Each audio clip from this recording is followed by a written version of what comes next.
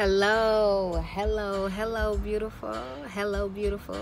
This is Okiba Anahatara coming to you with this Mama Monday.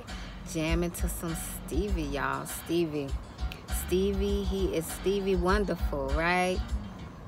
Ooh, giving us blessed music. I don't know of any of his new songs, any new content from him, but you know, he's been blessing us with music. For over 40 years, he was blessing us with music. And I'm so thankful that the Obama administration acknowledged him in the White House. It's really good, you know, to have someone who puts positive music out there that you can jam to, and it goes cross-cultural, right, on both sides. So it's wonderful. Giving thanks for that. But this song is about lying. Lying, right? We picking back up on what we ended with last time on Mama Monday about guarding your gates, and we're talking about guarding those gates. Last time we talked about the eye gate and the ear gate, right? We talked about the eye and the ear gate, but this time we're going to talk about that mouth gate. We're going to talk about that mouth gate. Before I go further, let me ask you, how you doing? How you doing? Are you well? Are you doing well? Are you smiling? Are you showing those pearls? Are you doing it?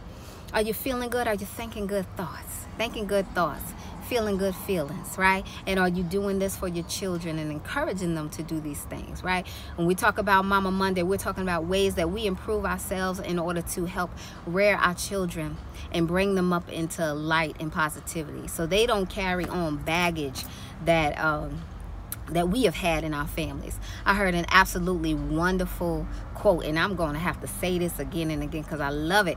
It was a quote of, it said, this was passed on in my family until it bumped into me. This thing passed on in my family until it bumped into me.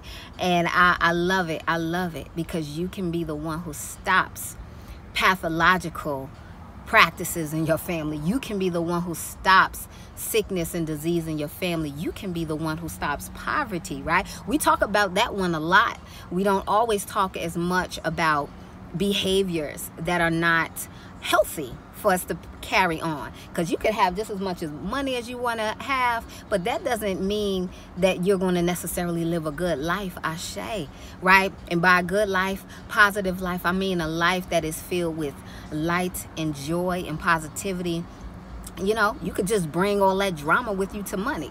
Ashe, isn't that what we see? What we see in the news? People got all this money and just can't seem to keep themselves out of trouble. Just can't seem to keep themselves from getting into nonsense. So wherever you are, wherever you go, there you are.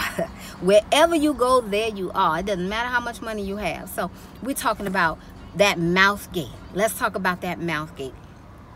Watching yourself. And I want to read this because in the book of Psalms, in the Bible, it says, and I love this one, it says, set a guard over my mouth, O Lord.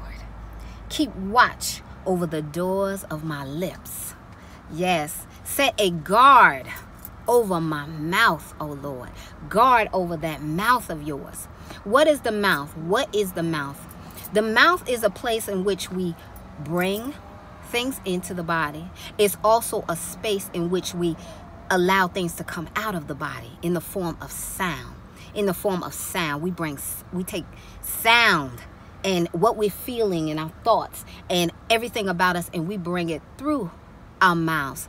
And it is the word, right? It says in the beginning was the word. In the beginning there was the word, and the word was with God and was God, and the word, and it spoke it into being. Everything had to be spoken into being. And so you speak things into being. That's what we do.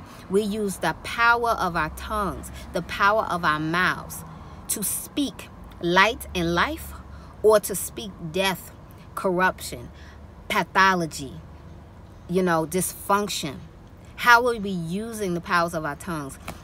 And I want to tie that also in with our children and how we talk to them, tying it back into those ear gates and those eye gates, right?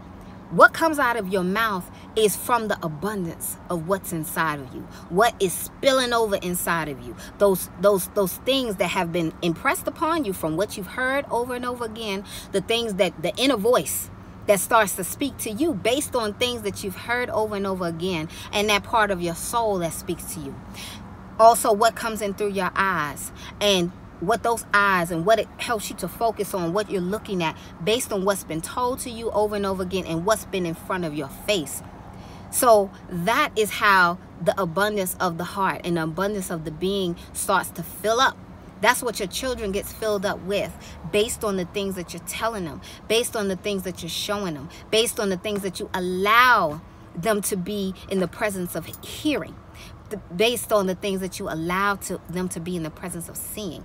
Watching and guarding over those gates. It is hugely important that you guard your children's gates.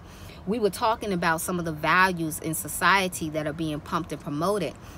But it's even deeper than that. You know, when you have wars and you have illness and you have disease, you have all sorts of things happening around you. You also want to guard your children from some of that information that is being presented constantly, Ashe, because sometimes children get fearful about these things. And you have to speak to them in a way that helps to encourage them. Let them know, listen, we're going to be strong, we're going to be healthy, we're going to be safe, and it's all right. You know, give them comfort. They will look to you to find comfort, and be that comfort to them.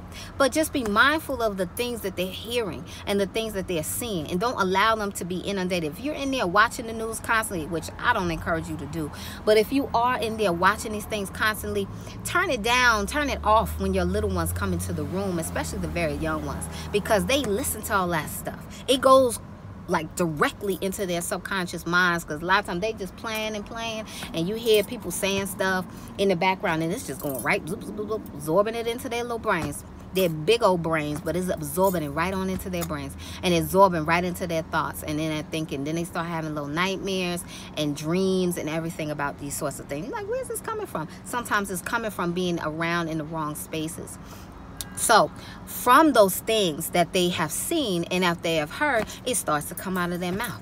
They start to speak on these things. They start to say those things to other people, as well as you. You start to see and say those. You start to say those things when you are around it too much. So we want to encourage each other to do what is right and what is righteous. Keep your tongue from evil, and your lips from speaking lies. Keep your tongue from evil, not speaking those things that are negative in this world, not speaking those things. From the abundance, that's why you watch and monitor your ear and your eye gates, so that your mouth gate will speak that which is righteous and wise. We want to be wise teachers to our children and speak life and light into them always. All right, and that's it for now. If you like this, give it a thumbs up, as well as share it. Share it with someone who needs to hear it, someone who has children. Send it to them so they can get a word or few for themselves, and as an encouragement, excuse me y'all, as an encouragement of things to do well. And as always, be beautiful inside and out, and I will see you next time. Peace.